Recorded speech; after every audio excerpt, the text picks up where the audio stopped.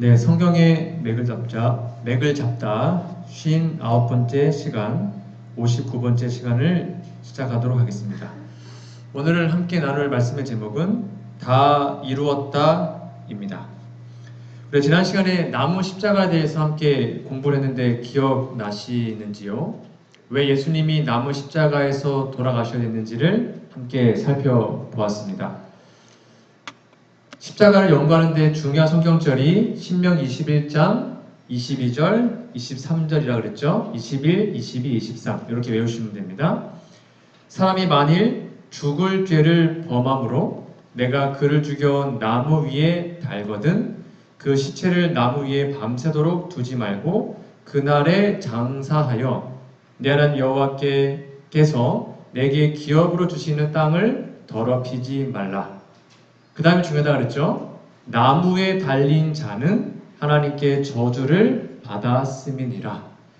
그러니까 반드시 메시아 언약 보증인은 그냥 죽으면 안 되고 나무 위에 달려서 죽어야 합니다.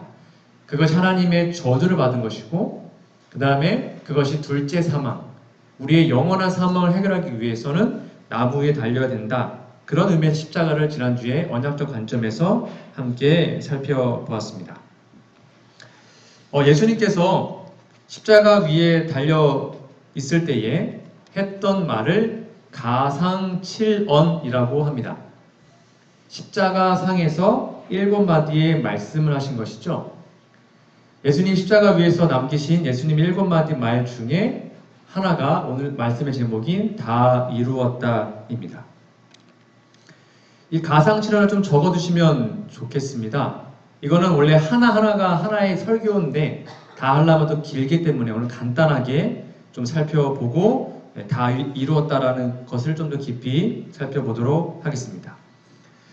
누가복음 23장 34절에 보면 예수님이 십자가 달려 있을 때에 가장 먼저 했던 말씀입니다. 아버지여 저희를 사하여 주옵소서. 잘 안 보이시죠? 너무 작아서요. 자기 하는 것을 알지 못함이니이다. 누가복음 23장 34절입니다. 참 감사하지 않습니까? 십자가상에서 예수님이 했던 첫 번째 말씀이 뭐였다고요? 아버지 저들을 용서해 달라고 말씀하셨습니다. 이것이 바로 예수님의 사명이었죠. 그리스도께서 우리를 용서하시는 방법대로 우리가 용서함을 받는다는 것은 한마디로 뭐냐면 우리의 심령이 새롭게 된다는 것을 의미합니다. 우리가 죄 용서를 받으면 반드시 본성이 변하게 되죠. 그걸 거듭남이라고 그럽니다. 그럼 우리의 심령, 우리의 형상이, 우리의 마음이 새롭게 변하는 것입니다. 그걸 위해서 예수님은 첫 번째로 저들을 사하여 달라고 말씀하셨습니다. 두 번째가 23장, 누가복음 23장 43절이 있는데요. 내가 진실로 내게 이르노니 오늘 내가 나와 함께 낙원에 있으리라. 이게 한편 강도에게 하신 말씀이죠. 예수님은 거듭거듭 말씀하셨습니다. 누구든지 내게 오는 자는 내가 결코 내어 쫓지 아니하리라. 우리의 기도 중에 하나님께서 단 1초도 고민하지 않고 즉각적으로 들어주시는 기도가 있다고 했습니다. 기억나십니까? 어떤 기도죠? 하나님은 이 기도만큼은 즉각 응답하십니다. 그게 바로 구원을 요청하는 기도입니다. 사복음서 읽으시다 보면 예수님께 구원을 요청한 수많은 사람들의 말씀에 예수께서 즉시라는 말이 거의 반복되어 나옵니다.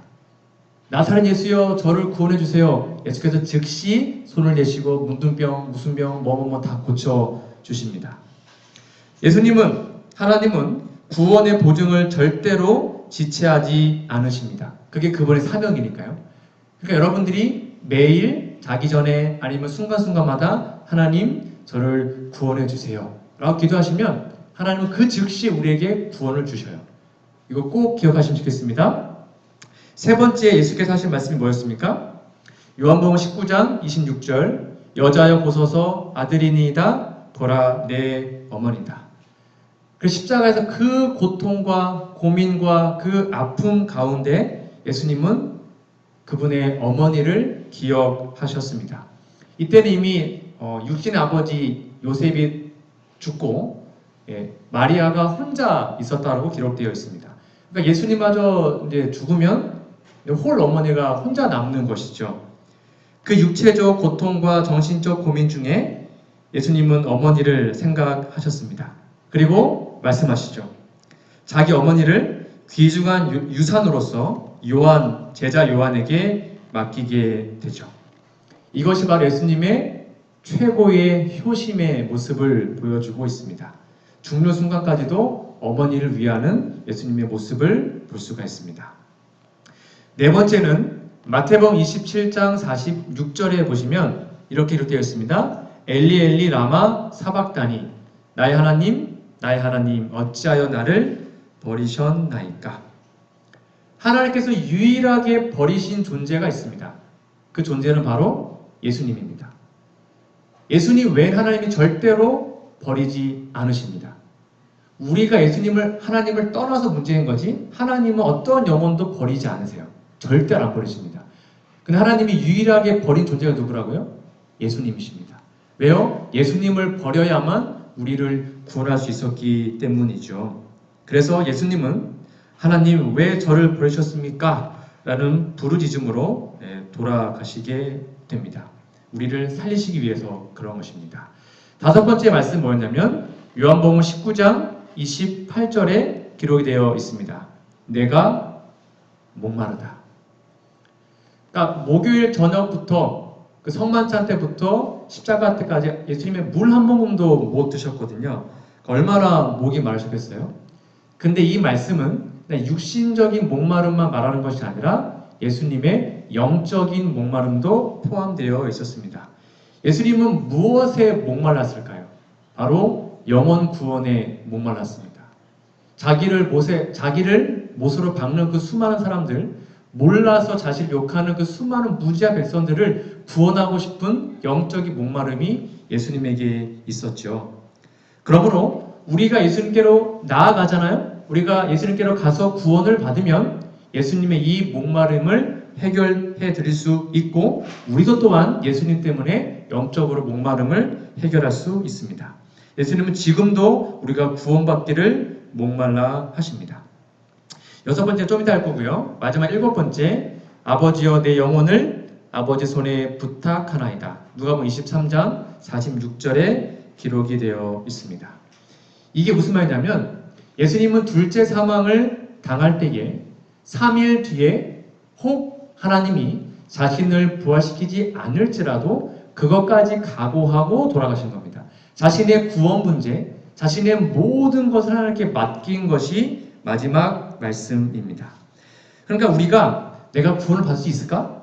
내가 구원을 못 받을까? 그렇게 고민하는 이유는 단 하나밖에 없습니다. 하나님을 전적으로 신뢰하지 못하기 때문입니다.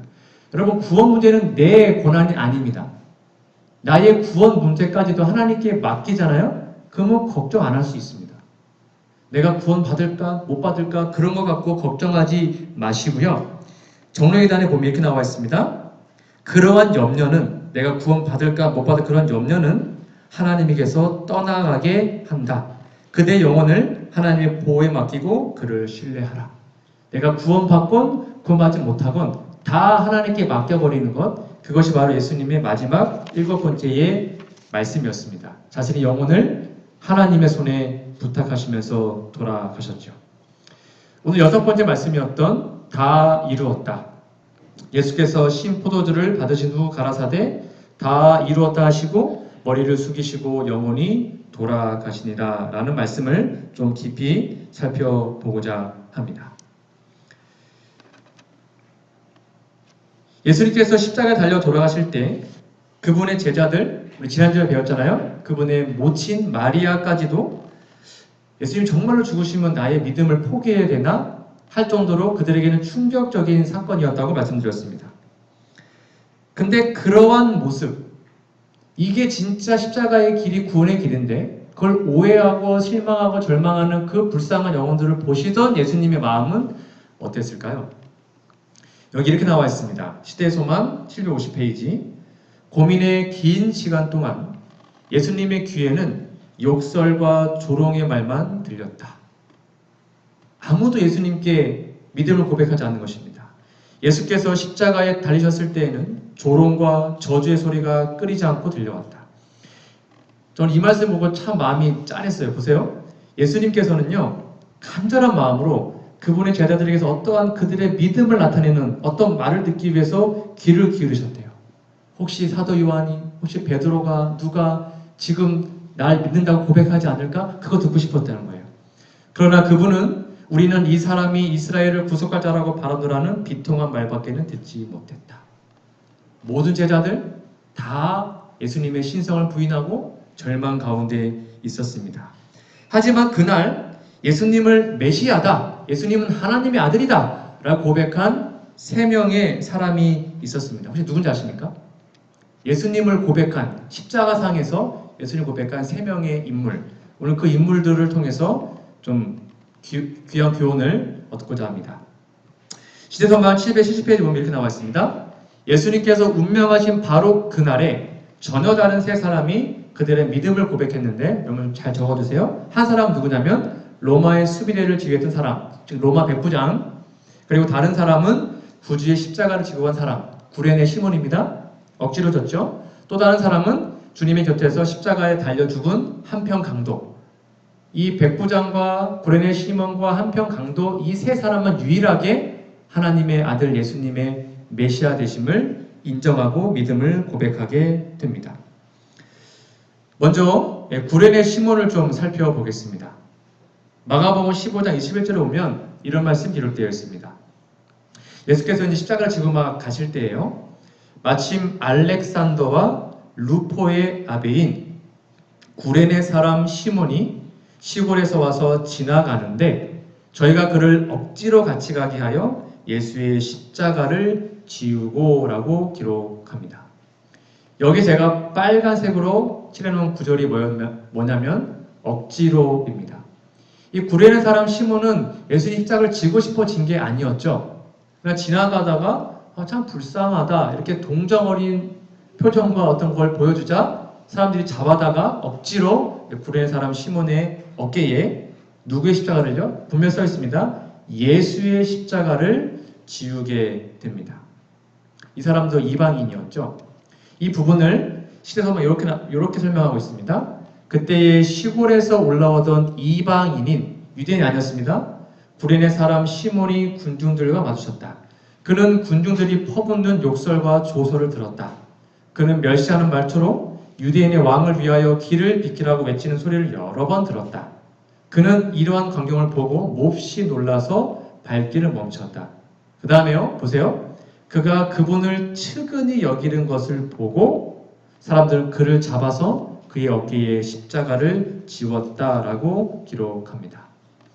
이 구레네 시몬이 예수님 십자가를 억지로 지고 간 것을 평생 후회했을까요? 아니면 감사했을까요? 어땠을 것 같아요? 그 불명예스러운 사형 집행인 도구인 십자가를 지고 간 것을 후회했을까요? 아니면 진짜 감사했을까요? 당연히 감사했습니다. 여기 보시면 아까 좀 전에 봤던 말씀입니다. 알렉산더와 루포의 아비라고 나와 있잖아요. 원래 이 두 아들이 먼저 예수님을 믿었다고 합니다. 밑에 보시면 시몬은 예수님의 소문을 들었대요. 원래 거기 오기 전부터 그의 아들들, 즉 알렉산더와 루포는 구주를 믿는 자들이었으나 그 자신은 그분의 제자가 아니었다는 것입니다. 원래는 믿지 않고 거기에 온 거예요. 근데 중요합니다. 갈바리까지 십자가를 지고 간 것이 시몬에게는 큰 축복이 되었다. 억지로 했어요. 억지로 졌는데 그게 축복이었다는 것입니다. 그는 그때 이후로 그 같은 섭리를 항상 감사히 여겼다. 그것은 그로 하여금 그 다음에는 처음에는 억지로였지만 그 다음에 어떻게 했대요? 자원해서 그리스도의 십자가를 지게 하였고 항상 즐거움으로 십자가 아래 서게 하였다라고 기록합니다. 여러분 억지로 하면 돼요? 안 돼요? 물론 이왕이면 재미있게 즐겁게 하면 좋죠. 그러나 때로 하나님은 우리에게 어떠한 무거운 짐을 억지로 지워주십니다. 그 이유는 우리에게 힘들거나 우리가 지치고 뭔가 우리를 고난 그런 의미로 한 것이 아니라 그것이 축복이 될 수 있음을 하나님은 아시기 때문에 때로는 억지로 우리에게 뭔가를 지워주십니다. 때로는 억지로 하는 성경 읽기, 억지로 하는 전도, 억지로 하는 교과 공부, 억지로 하는 기억자 암송, 억지로 하는 예배 참석, 억지로 하는 헌금 생활, 억지로 하는 봉사활동, 억지로 하는 식당 당번, 억지로 하는 설교, 억지로 하는 중보 기도일지라도 그것이 하나님께서 우리에게 주시는 사명이고 하나님의 명령이라면 우리는 그 말씀에 순종할 필요가 있습니다. 왜냐하면 이 구레네 시몬은 억지로 진 십자가로 인하여서 영원한 생명을 얻었고 그 후에는 너무 감사한 마음으로 살았기 때문입니다. 이제 지금 재리선거가 진행되고 있습니다. 올해는 우리 교회가 좀 진짜 한두 주 만에 끝났으면 좋겠습니다. 다 예스 하셔가지고 그런 교회가 되었으면 좋겠습니다. 뭘 맡아달라고 얘기하면 그냥 아멘하고 순종하면 얼마나 좋을까요? 힘들 수 있습니다. 그러나 구레네 사람 시몬이 억지로 십자가 졌을 때 그걸 축복이 된 것처럼 그 명령이, 그 사명이 우리에게 축복으로 다가올 것을 저는 진심으로 믿기 때문입니다. 이러한 아름다운 모습이 우리 교회 안에 있기를 소망합니다. 제자들과 마리아의 기대와는 달리 예수님은 십자가에서 힘없이 돌아가십니다. 이때 12 제자들의 꿈, 희망, 야망, 야심이 다 무너집니다. 그런데 그 순간 기적 같은 일이 일어나죠. 바로 십자가에 달렸던 한편 강도의 고백입니다.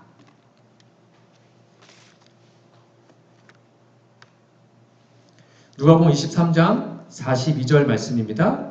가로되 예수여 당신의 나라에 임하실 때 나를 생각하소서 하니라고 기록합니다. 여기 강도의 입술에 나왔던 표현을 잘 보셔야 됩니다. 당신의 나라라고 말을 하고 있습니다. 이 당신의 나라는 우리 언약에서 말할 때 하나님 나라를 말하고 있죠. 즉 이 강도는요, 지금 예수님이 하나님의 나라의 왕으로, 결국 영광의 왕으로 등극할 것을 믿고 지금 말하고 있는 것입니다. 여러분, 이거 놀라운 일이었습니다. 거기 밑에 있었던 제자들, 제사장들, 서기관들, 수많은 유대인들은 다 예수님을 부인했는데 이 십자가의 강도는 예수님이 메시아이고 결국 하나님 나라가 세워질 것을 믿고 고백을 하게 됩니다. 어떻게 이럴 수 있었을까요? 시대소망 749페이지입니다. 이 강도도요, 전에 예수님을 보았다고 합니다. 구레네 시몬처럼요. 그분의 말씀을 들었었대요. 그리고 그분의 가르침을 듣고 죄를 깨달았습니다. 거의 구원받을 뻔했었습니다. 원래 착한 사람이었거든요. 그 다음이 중요한데요. 제사장들과 관원들 때문에 예수님에게서 돌아서고 말한다. 그는 죄책감 없애기 위해서 점점 더 깊은 죄에 빠져들어가 마침내 체포되어 죄수로서 신문을 받게 되었고 드디어 십자가에 죽임을 당하도록 선고되었다. 저는 이 말씀을 보고 좀 생각이 오늘 많았었습니다. 이 강도가 왜 예수님에게도 돌아섰대요? 누구 때문에요? 네, 제사장들과 관원들 때문에.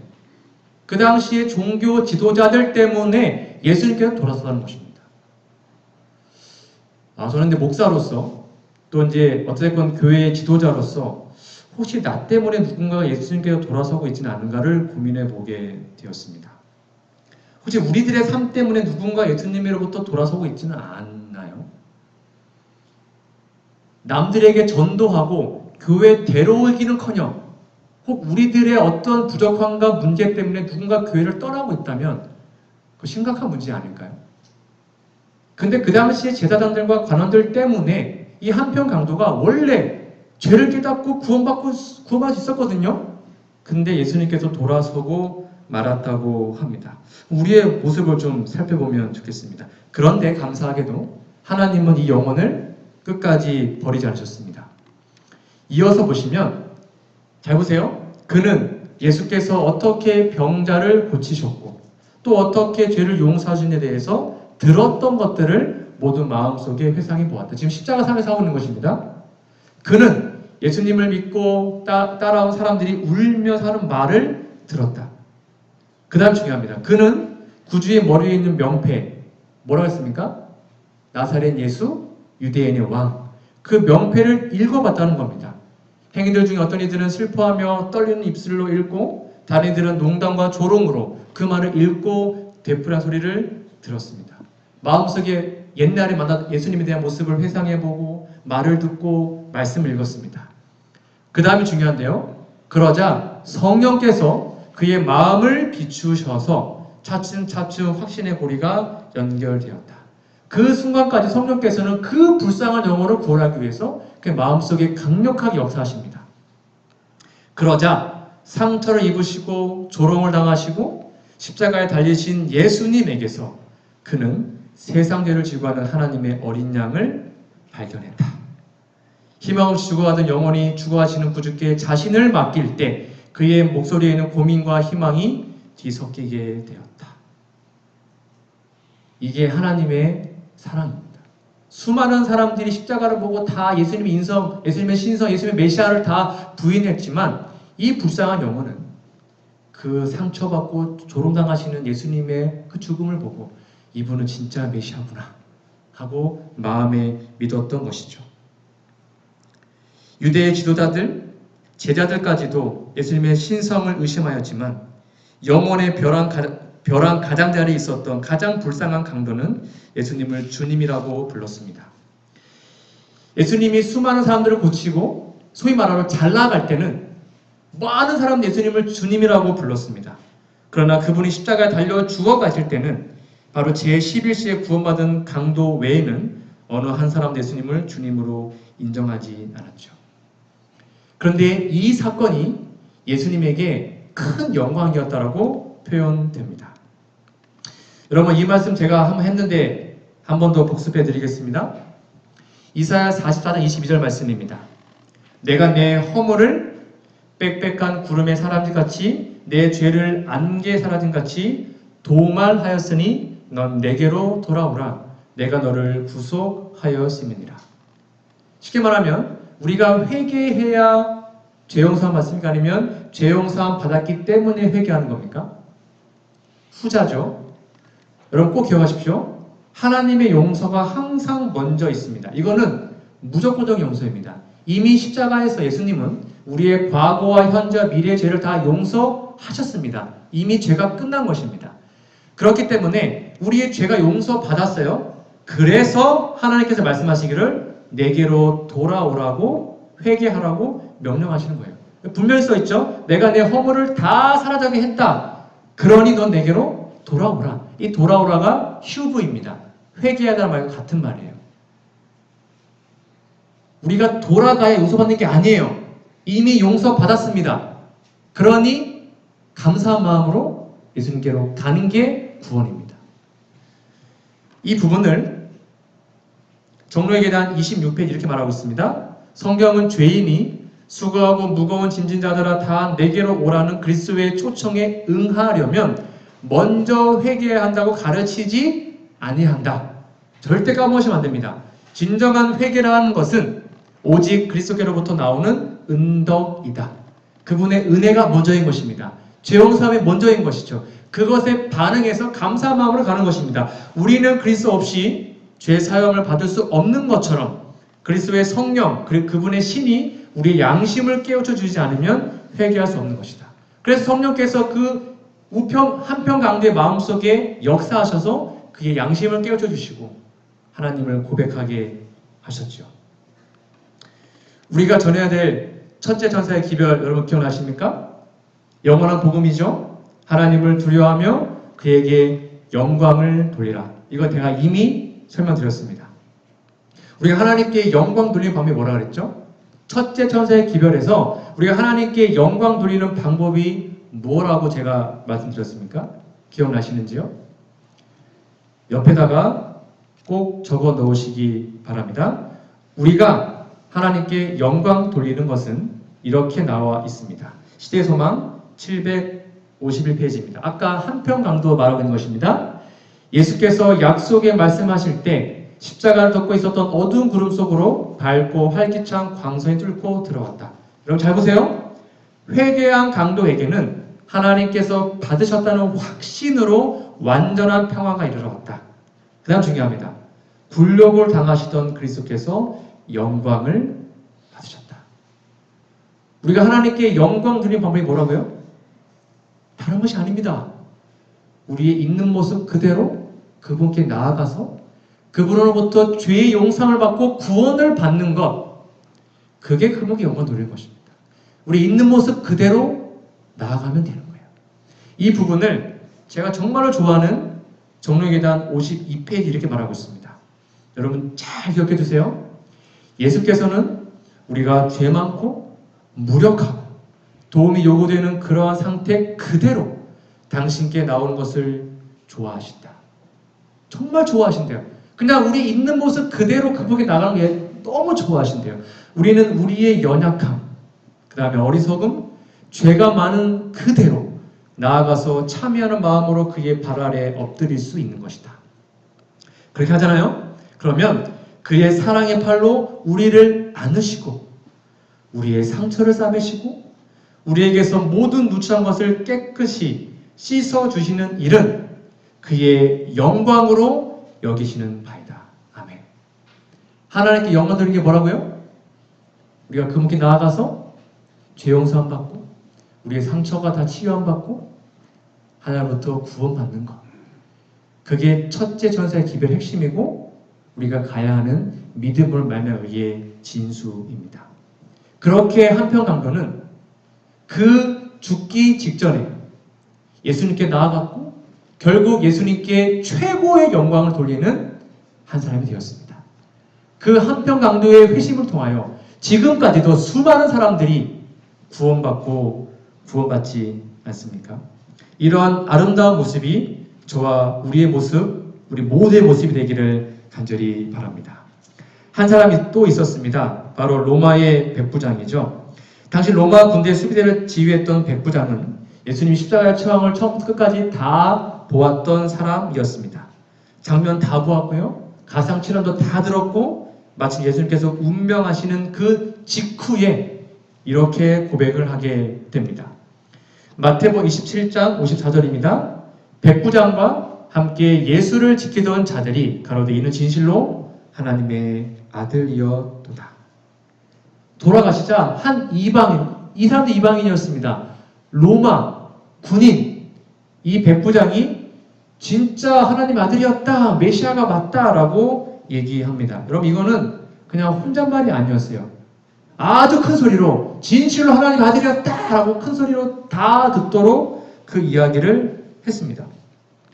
시대소망 770페이지입니다. 이 말은 작은 소리로 한 것이 아니었다. 모든 사람들은 그 말이 어디서 나왔는지를 알려고 두리번거렸다. 이런 말을 한 사람 누구였을까?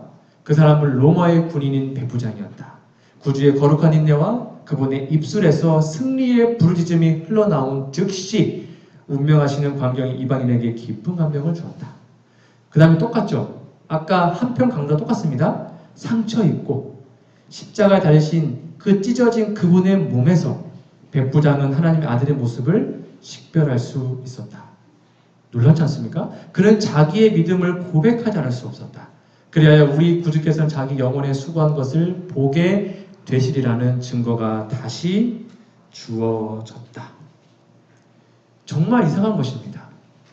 거기 십자가 밑에 있었던 수많은 사람들, 아까 말한 것처럼 성경 그렇게 많이 배우고 연구하고 딸딸 외우고 있었던 제사장들, 사두개인들, 바리새인들 아니요? 심지어 예수님의 제자들까지도 예수님의 신성을 의심했던 그때에 왜 이 이방인, 로마인 이 백부장은 하나님의 아들의 모습을 어떻게 식별할 수 있었을까요? 이 사람은 성경도 모르고 예언도 몰랐는데 어떻게 그럴 수 있었을까요? 바로 백부장은 신학적 편견의 틀, 우리 지난주에 배웠던 것처럼 신학적 고정관념에 쌓여있지 않았기 때문입니다. 어떠한 편견과 어떠한 고정관념도 없었습니다. 이 사람은 단순히 예수님의 십자가를 바라보았고 거기에 돌아가신 예수님의 모습을 보았던 것이죠. 그냥 단순하게 그분을 바라보자 야 이분은 진짜 하나님이구나 라를 깨닫게 되었고 결국 구원을 받게 되었습니다. 놀랍게도요 아까 말한 것처럼 로마 백부장 혼자 말한 게 아니었습니다. 백부장과 함께 예수를 지키던 자들이 다 이분은 진짜 하나님의 아들이었다라고 고백을 하게 됩니다. 이거 오늘날 우리 되게 의미 있는 메시지입니다. 여러분, 우리는 성경을 볼 때 이렇게 바라보아야 합니다. 우리의 편견, 고정관념, 나의 고집 이런 거 다 내려놓으시고 성경을 보셔야 합니다. 그래서 성경이 원래 말하는 바가 무엇인지 우리 정말로 단순하고 순수하게 받아들이셔야 합니다. 내 잣대로 내 생각과 다르다고 성경을 거부하는 것이 아니라 내 생각과 다르면 내 생각을 접고 말씀을 받아들여야 그게 진짜인 것이죠. 근데 우리는 많은 사람들은 자신의 생각과 다르면 성경을 거부합니다. 여러분, 성경은 언약의 책입니다. 그러므로 지금 화요일마다 배운 것처럼 언약의 관점으로, 하나님 나라의 관점으로, 그리고 헤세드의 마음으로 성경을 바라보시고 읽을 때 백부장 같은 이런 고백을 할 수 있게 될 거라 생각합니다. 오늘은 세 명의 인물의 모습을 살펴보았습니다. 구레네 시몬처럼 여러분 억지로라도 예수님 십자가를 지시기 바랍니다. 그것이 우리가 살 수 있는 방법입니다. 그것이 하나님이 우리에게 맡겨주신 일이 될 수도 있는 것이죠. 두 번째, 한편 강도처럼 죽기 직전일지라도 절대로 좌절하거나 절망하거나 포기하지 마시고 그 인생의 벼랑 끝일지라도 하나님 저를 구원해 주세요. 하나님은 그 기도를 들으시고 우리를 구원해 주시며 우리는 하나님께 영광 돌리는 사람으로 변하게 될 것입니다. 절대로 여러분 난망하지 마시고 날마다 하나님께 구원을 위해서 기도하시기 바랍니다. 그리고 세 번째, 로마 백부장처럼 남 눈치 보지 말고 편견 없이 고정관념 없이 하나님의 말씀을 순수하게 보시고 그 다음에 신앙을 고백하시기 바랍니다. 그걸 위해서 예수께서 돌아가셨고 그것이 바로 다 이루었다는 첫 번째의 의미입니다. 이런 아름다운 세 명의 모범과 모습이 우리 모습 속에 꼭 나타나기를 간절히 바라며 오늘 말씀을 마치도록 하겠습니다.